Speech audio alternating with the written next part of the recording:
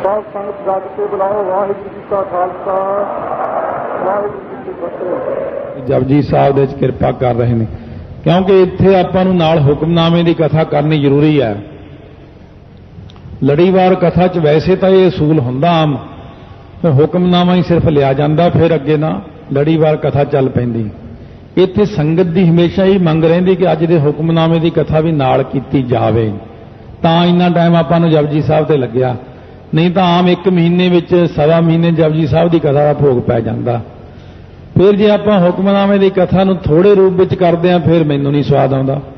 ਕਿ ਮੈਂ ਕਹਿੰਦਾ ਪੂਰੀ ਵਿਆਖਿਆ ਹੋਣੀ ਚਾਹੀਦੀ। ਇਕੱਲੀ ਪਟਿਆਲੇ ਦੀ ਸੰਗਤ ਹੀ ਨਹੀਂ ਆਉਂਦੀ, ਇੱਥੋਂ ਬੜੇ ਦੂਰ ਦਰਾਡਿਓਂ ਪ੍ਰੇਮੀ ਆ ਜਾਂਦੇ ਨੇ, ਕਿਉਂਕਿ ਬੜਾ ਧਾਰਮਿਕ ਸਥਾਨ, ਬਹੁਤ ਉੱਚਾ, ਪਤਾ ਨਹੀਂ ਕਿੱਥੋਂ ਕਿੱਥੋਂ। ਜੇ ਆਪਾਂ ਹੁਕਮਨਾਮੇ ਥੋੜੀ ਕਥਾ ਸੁਣਾਈਏ ਫਿਰ ਉਹਨਾਂ ਨੂੰ ਸਮਝ ਨਹੀਂ ਪੈਂਦੀ।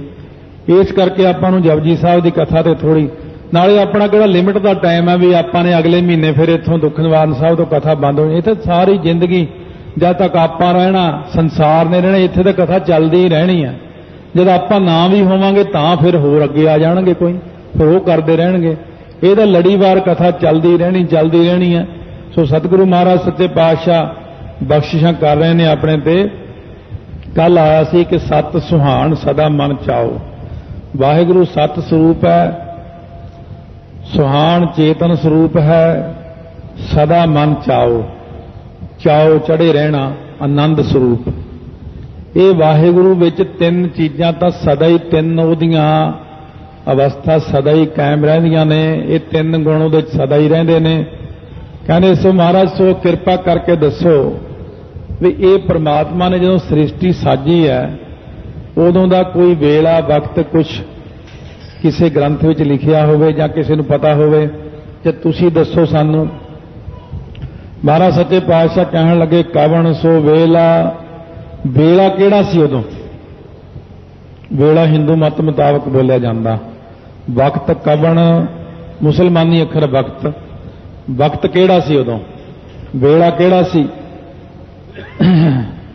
ਹੁਣ ਦੋ ਅੱਖਰ ਨੇ, ਦੋਨਾਂ ਅੱਖਰਾਂ ਨੂੰ ਦੋਨੋਂ ਪਾਸੇ ਲੱਗ ਸਕਦੇ ਨੇ। ਵੇਲਾ ਦਿਨ ਦਾ ਵੇਲਾ ਸੀ ਜਾਂ ਵਕਤ ਰਾਤ ਦਾ ਵਕਤ ਸੀ? ਇਉਂ ਕਥਾ ਜਿਹੜੇ ਕਰਨ ਵਾਲੇ ਅਨੁਭਵੀ ਤਰੀਕੇ ਹੁੰਦੇ ਨੇ, ਇਹ ਕਿਸੇ ਗੁਰਮੁਖ ਪਿਆਰੇ ਬ੍ਰਹਮ ਗਿਆਨੀ ਤੋਂ ਸਿੱਖੇ ਜਾਂਦੇ ਨੇ। ਉਹੀ ਇਹ ਕਹਿੰਦੇ ਨੇ ਕਿ ਐਸੇ ਢੰਗ ਨਾਲ ਜਿਹੜੇ ਇੱਕ ਕਿਤਾਬੀ ਅਰਥ ਹੁੰਦੇ ਨੇ ਉਹ ਸਿਰਫ ਅਰਥ ਹੁੰਦੇ ਨੇ। ਉਹ ਹੁੰਦੇ ਨੇ ਜਿਵੇਂ ਗਿਆਨੀ ਹਰਬੰਸ ਸਿੰਘ ਜੀ ਕਹਿੰਦੇ ਸੀ ਤੁਸੀਂ ਕਥਾ ਵਿੱਚ ਫਿਰ ਪੰਕਤੀ ਦਾ ਬਹੁਤ ਵਿਸਥਾਰ ਕਰਦੇ ਹੋ। ਮੈਂ ਕਿਹਾ ਤੁਸੀਂ ਤਾਂ ਹੋਲਸੇਲਰ ਹੋ, ਤੁਸੀਂ ਤਾਂ ਸਿਰਫ ਲਿਖ ਦੇਣਾ ਅਰਥ। ਜੇ ਅਸੀਂ ਸੰਗਤ ਨੂੰ ਇਕੱਲੇ ਅਰਥ ਹੀ ਸੁਣਾ ਦਈਏ ਤਾਂ ਉਹ ਤਾਂ ਇੱਕ ਹੁਕਮਨਾਮੇ ਦੇ ਅਰਥ ਮੇਰੇ ਖਿਆਲ 10 ਮਿੰਟ 'ਚ ਹੀ ਹੋ ਜਾਂਦੇ। ਫਿਰ ਤਾਂ ਅੱਗੇ 1 ਘੰਟਾ 50 ਮਿੰਟ ਬਾਕੀ ਜਿਹੜੇ ਪਏ ਨੇ ਉਹ ਕੀ ਕਰਾਂਗੇ ਅਸੀਂ? ਫਿਰ ਉਹਦੇ ਨਾਲ ਸਾਖੀਆਂ, ਉਦਾਹਰਨਾਂ, ਪ੍ਰਮਾਣ ਅਨਵੈ ਕਰਕੇ ਅਰਥ, ਮਤਲਬ ਅਸੀਂ ਨਾਲ ਪ੍ਰਚਾਰ ਵੀ ਕਰਨਾ ਨਾ। ਜੇ ਵਿੱਚ ਪ੍ਰਚਾਰ ਵੀ ਕਰੀ ਜਾਣਾ, ਅੰਮ੍ਰਿਤ ਦਾ ਪ੍ਰਚਾਰ, ਨਾਮ ਦਾ ਪ੍ਰਚਾਰ, ਸਿੱਖੀ ਦਾ ਪ੍ਰਚਾਰ ਵੀ ਕਰਨਾ, ਕੱਲਾ ਉੱਥੇ ਹੀ ਨਹੀਂ ਖੜੇ ਰਹਿਣਾ। ਇਸ ਪ੍ਰਕਾਰ ਵੇਲਾ ਕਿਹੜਾ ਸੀ ਦਿਨ ਦਾ ਤੇ ਵਕਤ ਕਿਹੜਾ ਸੀ ਰਾਤ ਸੀ ਜਾਂ ਦਿਨ ਸੀ, ਇਹ ਕਿਰਪਾ ਕਰਕੇ ਦੱਸੋ। ਕਵਣ ਥਿਤ, ਕਿਹੜੀ ਥਿਤ ਸੀ ਮਹਾਰਾਜ ਉਦੋਂ? ਏਕਮ ਦੂਜ ਤੀਜ ਚੌਥ, ਕੋਈ ਥਿਤ ਤਾਂ ਹੋਣੀ ਹੈ। ਕਵਣ ਸੋ ਵੇਲਾ ਦੇ ਨਾਣੇ ਨੂੰ ਔਂਕੜਾ, ਕਵਣ ਵਕਤ ਕਵਣ ਦੇ ਨਾਣੇ ਨੂੰ ਔਂਕੜਾ, ਪਰ ਕਵਣ ਥਿਤ ਦੇ ਨਾਣੇ ਨੂੰ ਔਂਕੜ ਨਹੀਂ ਲਾਇਆ ਮਹਾਰਾਜ ਨੇ। ਕਿਉਂਕਿ ਥਿਤ ਇਸਤਰੀ ਲਿੰਗ ਹੋਣ ਕਰਕੇ ਨਾਣੇ ਨੂੰ ਵੀ ਇਸਤਰੀ ਲਿੰਗ ਹੀ ਬਣਾਤਾ। ਇੱਥੇ ਔਂਕੜ ਲਾਇਆ ਹੀ ਨਹੀਂ। ਕਵਣ ਥਿਤ, ਕਿਹੜੀ ਥਿਤ ਹੈ ਮਹਾਰਾਜ? ਕਿਉਂਕਿ ਏਕਮ ਦੂਜ ਕਵਣ ਵਾਰ, ਤੇ ਵਾਰ ਕਿਹੜਾ ਸੀ? ਜਦੋਂ ਰੱਬ ਨੇ ਸ੍ਰਿਸ਼ਟੀ ਬਣਾਈ ਐਤਵਾਰ, ਸੋਮਵਾਰ, ਮੰਗਲਵਾਰ, ਕੋਈ ਦਿਨ ਤਾਂ ਹੋਣਾ ਹੀ ਆ। ਕਵਣ ਸੇ ਰੁੱਤੀ, ਰੁੱਤ ਕਿਹੜੀ ਸੀ ਉਸ ਵਕਤ? ਰੁੱਤੀ ਵੀ ਇਸਤਰੀ ਲਿੰਗ ਹੈ, ਇਸੇ ਕਰਕੇ ਨਾਣੇ ਸਿਹਾਰੀ ਕਵਣ ਦੇ ਲਾਗੀ। ਮਹਾਰਾਜ ਸੱਚੇ ਪਾਤਸ਼ਾਹ ਰੁੱਤ ਕਿਹੜੀ ਸੀ ਉਦੋਂ? ਗਰਮੀ ਦੀ ਰੁੱਤ ਸੀ, ਸਰਦੀ ਦੀ ਰੁੱਤ ਸੀ, ਬਰਸਾਤ ਰੁੱਤ ਸੀ, ਪੱਤਝੜ ਸੀ, ਬਸੰਤ ਰੁੱਤ ਸੀ। ਕਿਹੜੀ ਰੁੱਤ ਸੀ ਉਦੋਂ ਜਦੋਂ ਪਰਮੇਸ਼ਰ ਨੇ ਸ੍ਰਿਸ਼ਟੀ ਰਚਨਾ ਕੀਤੀ ਹੈ? ਮਾਹੁ ਕਵਣ, ਮਹੀਨਾ ਕਿਹੜਾ ਸੀ? ਇਹ ਵੀ ਕਿਰਪਾ ਕਰਕੇ ਦੱਸੋ। ਇਹ ਆ ਵੀ ਦੱਸੋ। ਸਾਉਣ ਭਾਦੋਂ ਅੱਸੂ ਕੱਤਾ ਕਿਹੜਾ ਮਹੀਨਾ ਸੀ ਉਦੋਂ? ਜੇਤ ਹੋਆ ਆਕਾਰ, ਜਦੋਂ ਇਹ ਆਕਾਰ ਬਣਾਇਆ ਪਰਮੇਸ਼ਰ ਨੇ, ਸਾਰੀ ਸ੍ਰਿਸ਼ਟੀ ਦੀ ਰਚਨਾ ਕੀਤੀ ਆ, ਗੁਰੂ ਨਾਨਕ ਦੇਵ ਜੀ ਜਵਾਬ ਦਿੰਦੇ ਨੇ। ਸਿੱਧ ਗੋਸ਼ਟ ਵਿੱਚ ਵੀ ਇਸੇ ਤਰ੍ਹਾਂ ਹੀ ਉੱਤਰ ਪ੍ਰਸ਼ਨ ਨੇ ਜਿਵੇਂ ਇੱਥੇ ਕਰਦੇ ਨੇ। ਵੇਲ ਨਾ ਪਾਈਆ ਪੰਡਤੀ, ਮਹਾਰਾਜ ਕਹਿੰਦੇ ਜਿਹੜੇ ਵੱਡੇ ਵੱਡੇ ਪੰਡਿਤ ਹੋਏ ਨੇ ਨਾ ਉਹਨਾਂ ਨੇ ਵੀ ਵੇਲਾ ਨਹੀਂ ਪਤਾ ਕਰ ਸਕੇ। ਉਹ ਵੀ ਕਦੋਂ 11,000 ਵਰ੍ਹਾ ਕਾਰਕ ਦੀ ਅਵਸਥਾ ਵਿੱਚ ਰਹੇ ਨੇ ਬਿਆਸ ਜੀ। ਕਾਰਕ ਦੀ ਅਵਸਥਾ ਸਭ ਤੋਂ ਉੱਪਰਲੀ ਅਵਸਥਾ ਹੁੰਦੀ ਹੈ। ਬਿਆਸ ਮੁਨੀ ਜੀ ਦੀ ਅਵਸਥਾ ਕਾਰਕ ਦੀ 11,000 ਸਾਲ ਰਹੀ ਆ। ਬ੍ਰਹਮ ਗਿਆਨੀ ਆਪਾਂ ਜਿਹਨੂੰ ਕਹਿੰਦੇ, ਜਦੋਂ ਬ੍ਰਹਮ ਗਿਆਨ ਤੋਂ ਵੀ ਉੱਪਰ ਚਲਾ ਜਾਂਦਾ ਉਦੋਂ ਕਾਰਕ ਬਣ ਜਾਂਦਾ। ਉਹ ਕਾਰਕ, ਉਹ ਕਾਰਕ 11,000 ਵਰ੍ਹਾ ਰਹਿ ਕੇ ਵੀ ਬਿਆਸ ਜੀ ਨਹੀਂ ਪਤਾ ਕਰ ਸਕੇ ਸ੍ਰਿਸ਼ਟੀ ਦੀ ਰਚਨਾ ਕਦੋਂ। ਉਹਨੂੰ ਇੰਨਾ ਵੱਡਾ ਪੰਡਿਤ ਮੰਨਿਆ, ਉਪਨਿਸ਼ਦਾਂ ਲਿਖੀਆਂ, ਪੁਰਾਣ ਲਿਖੇ, ਬੜਾ ਤਕੜਾ ਵਿਦਵਾਨ ਹੋਇਆ। ਉਹ ਕਹਿੰਦੇ ਜੇ ਹੁੰਦਾ ਉਹਨਾਂ ਨੂੰ ਪਤਾ ਤਾਂ ਜ਼ਰੂਰ ਲਿਖਦੇ। ਜੇ ਹੋਵੇ ਲੇਖ ਪੁਰਾਣ, ਫਿਰ ਉਹ ਪੁਰਾਣਾਂ ਵਿੱਚ ਲੇਖ ਨਾ ਲਿਖਦੇ। ਉਹ ਲਿਖਦੇ ਵੀ ਇੰਨੀ ਤਰੀਕ ਨੂੰ ਹੋਇਆ, ਇੰਨੇ ਦਿਨ ਨੂੰ ਹੋਇਆ, ਇਸ ਤਰ੍ਹਾਂ ਹੋਇਆ। ਪਹਿਲੀ ਤਾਂ ਸਿੱਧੀ ਜੀ ਗੱਲ ਇਹ ਹੈ ਵੀ ਜਦੋਂ ਸ੍ਰਿਸ਼ਟੀ ਰਚੀ ਪਰਮੇਸ਼ਰ ਨੇ ਉਦੋਂ ਦਿਨ ਵਾਰ ਕਿੱਥੇ ਜੀ ਇਹ ਚੀਜ਼ਾਂ ਹੈ ਹੀ ਨਹੀਂ ਸੀ। ਪਰ ਇਹ ਤਾਂ ਮਹਾਰਾਜ ਸੱਚੇ ਪਾਤਸ਼ਾਹ ਨੂੰ ਜਾਣ ਬੁੱਝ ਕੇ ਇਹ ਜਿਹੇ ਪ੍ਰਸ਼ਨ ਕਰਦੇ ਨੇ ਕਿ ਮਹਾਰਾਜ ਨੂੰ ਉਲਝਾ ਲਈਏ ਸ਼ਾਇਦ, ਵੀ ਕਿਸੇ ਗੱਲ ਵਿੱਚ ਅੜ ਜਾਣ ਤੇ ਸਾਡੀ ਈਨ ਮੰਨ ਲੈਣ, ਸਾਨੂੰ ਗੁਰੂ ਮੰਨ ਲੈਣ।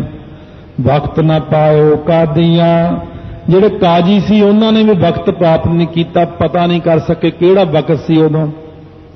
ਰਾਤ ਦਿਨ ਦਾ ਸਮੇਂ ਦਾ ਗਿਆਨ ਕਾਦੀਆਂ, ਇਹ ਕਾਦੀਆਂ ਨਹੀਂ ਕਹਿਣਾ, ਕੱਸ ਕੇ ਕਾਦੀਆਂ। ਇੱਕ ਕਾਦੀਆਂ ਸ਼ਹਿਰ ਵੀ ਹੈ। ਉਹ ਕਾਦੀਆਂ ਵਾਲੇ ਮੁਸਲਮਾਨ ਜਿਹੜੇ ਨੇ ਉਹ ਇਸੇ ਤਰ੍ਹਾਂ ਹੀ ਕਹਿੰਦੇ ਨੇ। ਕਹਿੰਦੇ ਦੇਖੋ ਅਖੇ ਤੁਹਾਡੇ ਜਪਜੀ ਸਾਹਿਬ ਸਾਡੇ ਸ਼ਹਿਰ ਦਾ ਨਾਮ ਆਖੇ ਕਾਦੀਆਂ। ਅਸੀਂ ਆਖੇ ਇਹਦਾ ਕੀ ਭਾਵ ਹੈ? ਜਦੋਂ ਕਦੇ ਕਾਦੀਆਂ ਜਾਂਦੇ ਸੀ ਮਹਾਂਪੁਰਸ਼ਾਂ ਨਾਲ, ਉੱਥੇ ਕਦੇ ਉਹਨਾਂ ਦੇ ਨਾਲ ਚਰਚਾ ਵੀ ਸਾਡੀ ਹੋ ਜਾਂਦੀ। ਕਹਿੰਦੇ ਅਖੇ ਜਿਹੜਾ ਲਿਖਿਆ ਨਾ ਵਕਤ ਨਾ ਪਾਇਓ ਕਾਦੀਆਂ, ਕਹਿੰਦੇ ਗੁਰੂ ਨਾਨਕ ਦੇਵ ਜੀ ਨੇ ਲਿਖਿਆ ਵੀ ਇਹ ਕਾਦੀਆਂ ਮੁਸਲਮਾਨ ਰਹਿੰਦੇ, ਉਹਨਾਂ ਤੇ ਵਕਤ ਨਾ ਪਵੇ, ਭੀੜ ਨਾ ਪਵੇ ਉਹਨਾਂ ਤੇ। ਮੈਂ ਕਿਹਾ ਤੁਸੀਂ ਆਪਣਾ ਹੀ ਅਰਥ ਬਣਾਇਆ। ਇਸ ਕਰਕੇ ਹਰੇਕ ਜਣਾ ਆਪਣਾ ਹੀ ਅਰਥ ਬਣਾ ਲੈਂਦਾ। ਪਰ ਮਹਾਰਾਜ ਕਹਿੰਦੇ ਵਕਤ ਨਾ ਪਾਇਓ ਕਾਦੀਆਂ। ਕਾਜ਼ੀਆਂ ਨੇ ਵੀ ਵਕਤ ਨਹੀਂ ਜਾਣਿਆ ਕਿ ਕਦੋਂ ਪਰਮੇਸ਼ਰ ਨੇ ਸ੍ਰਿਸ਼ਟੀ ਦੀ ਰਚਨਾ ਕੀਤੀ ਹੈ। ਜੇ ਲਿਖਣ ਲੇਖ ਪੁਰਾਣ, ਨਹੀਂ ਤਾਂ ਕੁਰਾਨ ਸ਼ਰੀਫ ਵਿੱਚ ਲਿਖ ਜਾਂਦੇ। ਜੇ ਕਿਸੇ ਪੀਰ ਪੈਗੰਬਰ ਨੂੰ ਪਤਾ ਲੱਗ ਜਾਂਦਾ, ਮੁਹੰਮਦ ਜੀ ਨੂੰ ਪਤਾ ਲੱਗ ਜਾਂਦਾ, ਉਹ ਲਿਖ ਜਾਂਦੇ। ਕਿਉਂ ਨਹੀਂ ਲਿਖਿਆ ਉਹਨਾਂ ਨੇ? ਕਿਸੇ ਨੂੰ ਪਤਾ ਹੀ ਨਹੀਂ ਲੱਗਿਆ। ਮੁਹੰਮਦ ਜੀ ਇੱਕ ਵਾਰ ਕਹਿੰਦੇ ਮੈਂ ਸ੍ਰਿਸ਼ਟੀ ਸਾਰੀ ਨੂੰ ਜਾਣਦਾ। ਕਹਿੰਦੇ ਮੈਂ ਅੱਲਾਹ ਤਾਲਾ, ਮਨ ਚ ਆ ਗਿਆ ਕਿ ਮੈਂ ਹੀ ਅੱਲਾਹ ਤਾਲਾ। ਇਹ ਉਹ ਤੁਰੇ ਜਾਣ ਰੇਗਿਸਤਾਨ ਦੇ ਵਿੱਚ ਤਾਂ ਸਾਹਮਣੇ ਊਠ ਜਿਹੜੇ ਸੀ ਜਾ ਰਹੇ, ਲਾਈਨਾਂ ਲੱਗੀਆਂ ਹੋਈਆਂ, ਉਹਨਾਂ ਦੇ ਉੱਤੇ ਬੜੇ ਬੜੇ ਸੰਦੂਕ ਲੱਦੇ ਹੋਏ ਨੇ। ਕਹਿੰਦੇ ਚਲੋ ਆ ਕਤਾਰ ਲੰਘ ਜਾਵੇ ਮੈਂ ਫੇਰ ਲੰਘਦਾ। ਉਹ ਕਤਾਰ ਮੁੱਕੇ ਹੀ ਨਾ, ਜਿਉਂ ਊਠ ਚੱਲੇ ਸ਼ਾਮ ਦਾ ਵਕਤ ਹੋ ਗਿਆ। ਕਹਿੰਦੇ ਇਹ ਤਾਂ ਕਤਾਰ ਮੁੱਕਣ ਚ ਹੀ ਨਹੀਂ ਆਉਂਦੀ। ਫਿਰ ਹਰੇਕ ਊਠ ਦੇ ਨਾਲ ਇੱਕ ਬੰਦਾ ਬੈਠਾ, ਇੱਕ ਬੁੜਾ ਜਿਹਾ ਤੁਰਿਆ ਜਾਵੇ, ਬਜ਼ੁਰਗ ਜਿਹਾ ਹੀ ਪਿਛਲੇ ਪਾਸੇ ਹਰੇਕ ਊਠ ਦੇ ਨਾਲ। ਕਹਿੰਦੇ ਆ ਊਠ ਦੀ ਕਤਾਰਾਂ ਜਿਹੜੀਆਂ ਜਾਂਦੀਆਂ ਇਹਨਾਂ ਚ ਕੀ ਹੈ? ਕਹਿੰਦੇ ਸੰਦੂਕ। ਕਹਿੰਦੇ ਉਹ ਆਪੇ ਚੜ੍ਹ ਕੇ ਦੇਖ ਲੈ ਬਈ, ਮੈਨੂੰ ਤਾਂ ਪਤਾ ਨਹੀਂ। ਇੱਕ ਊਠ ਦੇ ਉੱਤੇ ਛਾਲ ਮਾਰ ਕੇ ਫਿਰ ਚੜ੍ਹ ਗਏ। ਜਾ ਕੇ ਸੰਦੂਕ ਖੋਲ੍ਹਿਆ, 4 ਖਾਨੇ ਨੇ ਸੰਦੂਕ ਦੇ। 4 ਖਾਨਿਆਂ ਵਿੱਚ ਵੱਡੇ ਵੱਡੇ ਆਂਡੇ ਪਏ ਨੇ। ਇੱਕ ਆਂਡਾ ਤੋੜ ਕੇ ਦੇਖਿਆ, ਉਹਦੇ 'ਚ ਇੱਕ ਮੁਹੰਮਦ ਬੈਠਾ। ਫਿਰ ਇੱਕ ਆਂਡਾ ਤੋੜਿਆ, ਉਹ 'ਚ ਇੱਕ ਮੁਹੰਮਦ ਬੈਠਾ। 7 ਆਕਾਸ਼ 7 ਪਤਾਲ ਉਹਦੇ 'ਚ ਹੀ ਦਿਖਾਤੇ। ਕਹਿੰਦਾ ਯਾ ਖੁਦਾ, ਇਹ ਤਾਂ ਮੇਰੇ ਵਰਗੇ ਕਿੰਨੇ ਹੀ ਬੈਠੇ ਨੇ।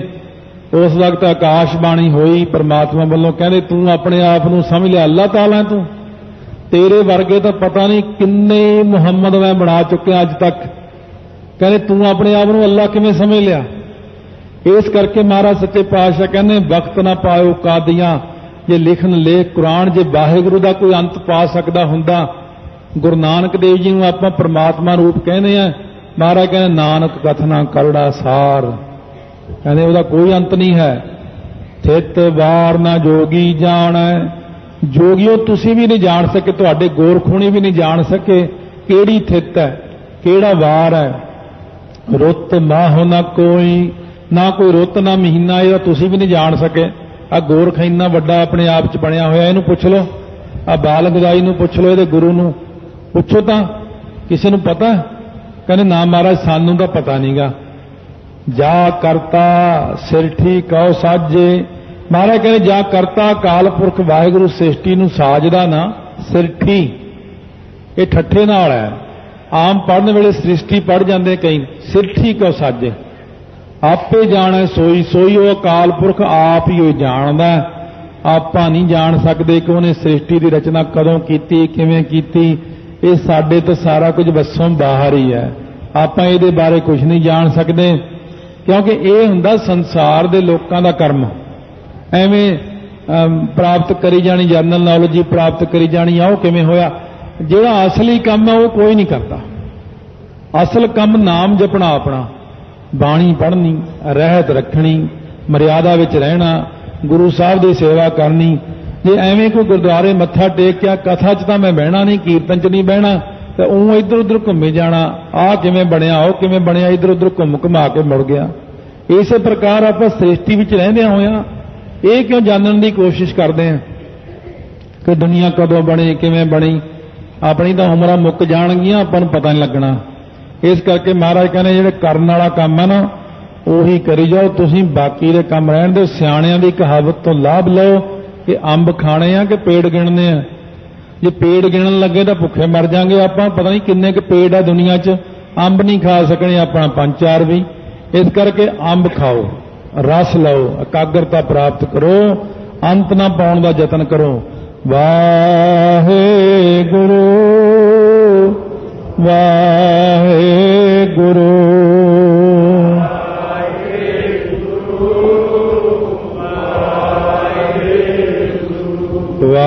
वाहेगुरु वाहेगुरु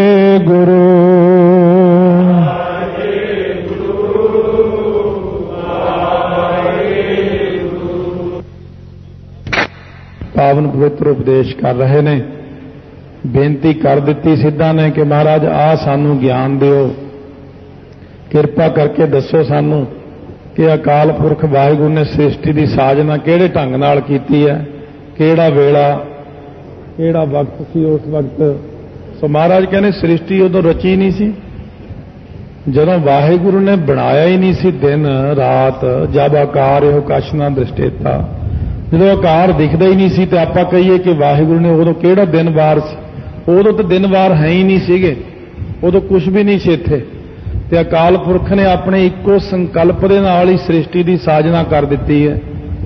तां ते सतगुरु महाराज सच्चे पातशाह कोल बेनतियां करदे होए कहंदे ने कोई वेला वक्त दसो। तां महाराज कहने वो तां जा करता सिरठी, ठट्ठे नाल जा करता सिरठी को साजे, आपे जाने सोई। वो आप ही जानदा भाई, वाहिगुरू आपां नहीं जानदे, सिर्फ वाहिगुरू जानदा है।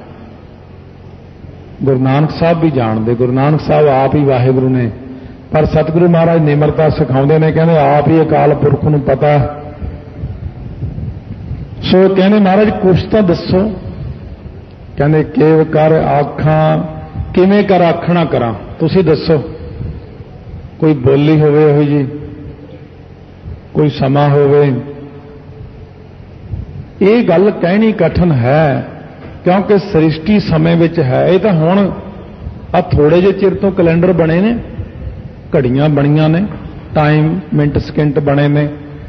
जदों रब ने सृष्टि की साजना नहीं सी कीती उदों कोई कैलेंडर सी, कोई दिन थित वार है ही नहीं सी। जे तां रब हुण कोई सृष्टि बनावे तो आपां फट दस दांगे भी इन्ने वज के इन्ने मिनट ते आ सृष्टि बनाई है उन्हें।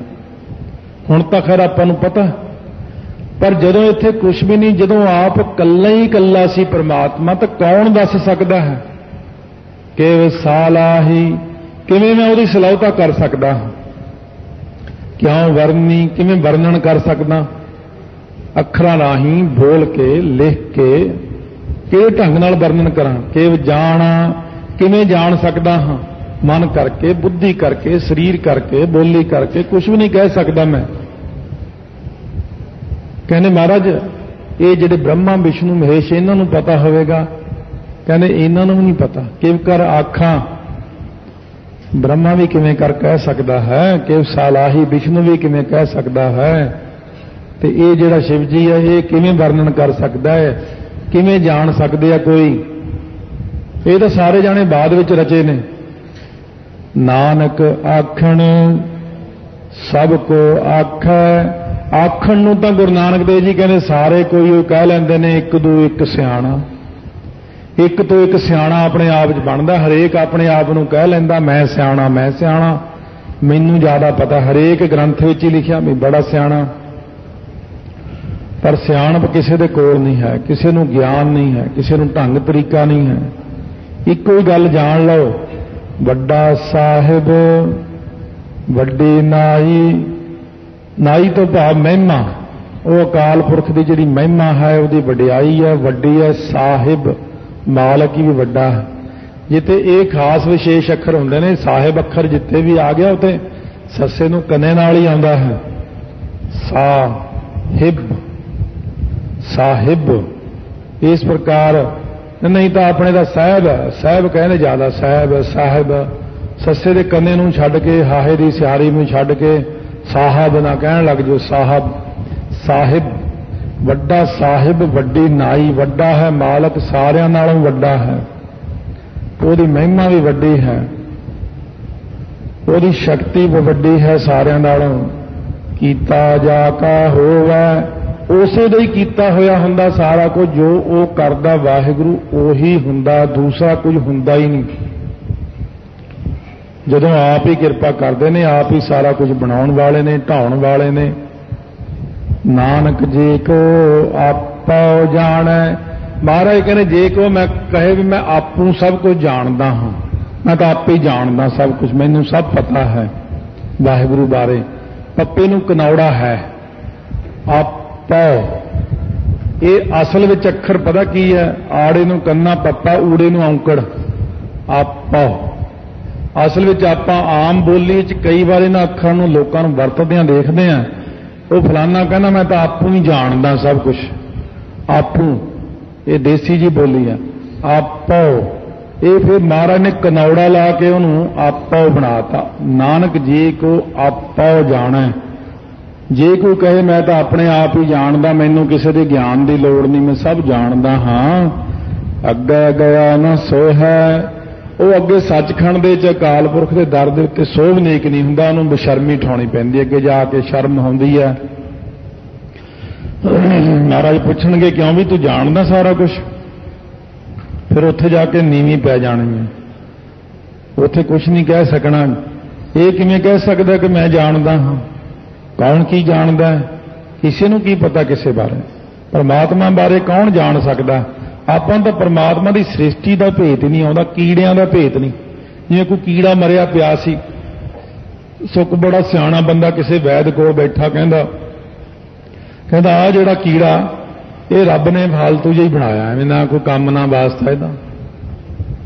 वो देवनेत नाल बंदे नूं कोई ऐसी बीमारी लग गई, उस वक्त तो वैद ने उन्होंने चीज़ एक सुंघण नूं दित्ती। कई महीनों बाद फिर जो सुंघी उस चीज़ नाल छिक्कां बहुत आईयां ते बहुत सारियां बीमारियां जिहड़ियां सिर दियां सी वो ठीक होईयां। कहंदा आ वैद साहब तुसीं ते एक चीज़ संघा के ठीक कर दित्ता। वैद कहंदा जिहड़े कीड़े नूं तूं कहंदा सी ना कि किसे काम नहीं आउंदा, रब ने एवें बनाया, ये उही पीस के संघाया तैनूं, क्योंकि वो कीड़ा यही काम करदा।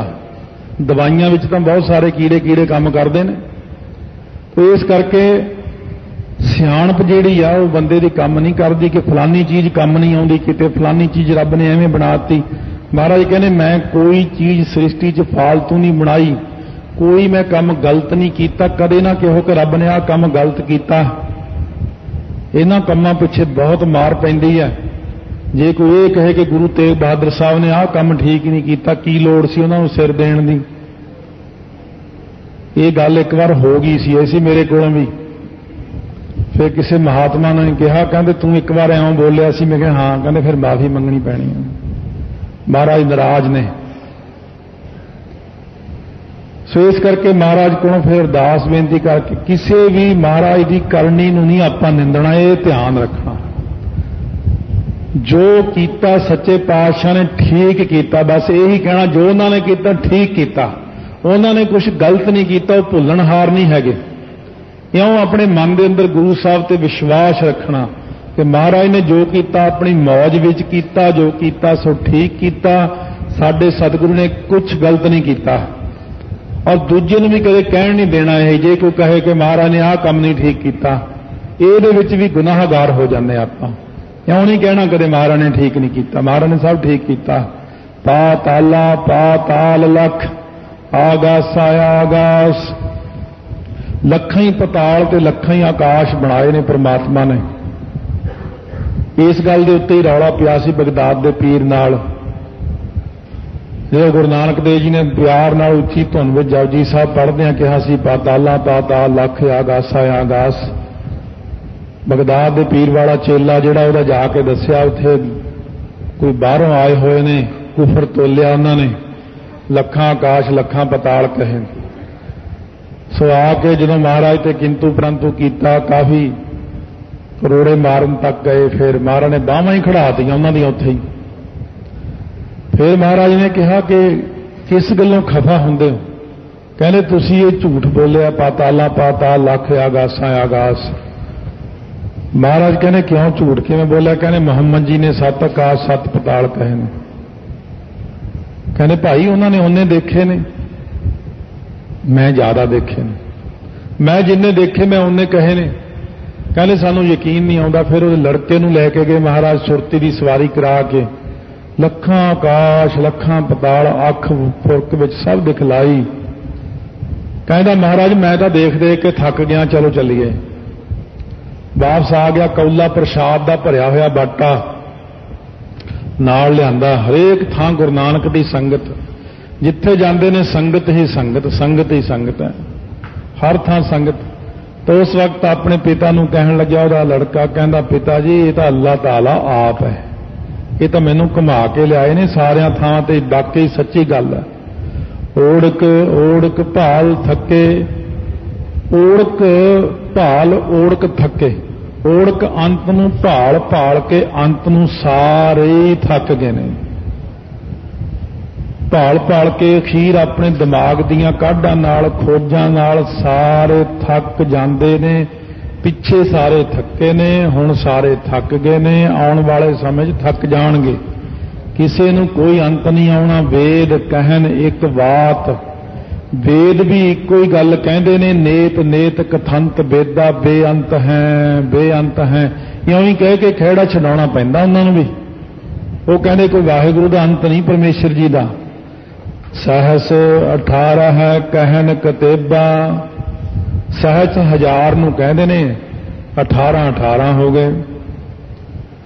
ਹੁਣ ਜਿਹੜੇ ਸਹਸ ਪਹਿਲਾਂ ਸਾਰਿਆਂ ਨਾਲੋਂ ਲੈ ਲਈਏ ਕਿ 1000 ਮੂੰਹ ਹੈ ਸ਼ੇਸ਼ ਨਾਗ ਦਾ, ਸ਼ੇਸ਼ ਨਾਗ ਵੀ ਇਹੀ ਗੱਲ ਕਹਿੰਦਾ।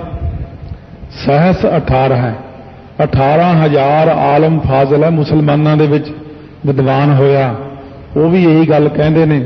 ਉਹਨਾਂ ਨੇ ਕਿਤਾਬਾਂ ਵੀ ਅੰਜੀਲ ਆਦਿ ਕੇ ਇਹੀ ਸਾਰੀਆਂ ਕਹਿੰਦੀਆਂ ਨੇ।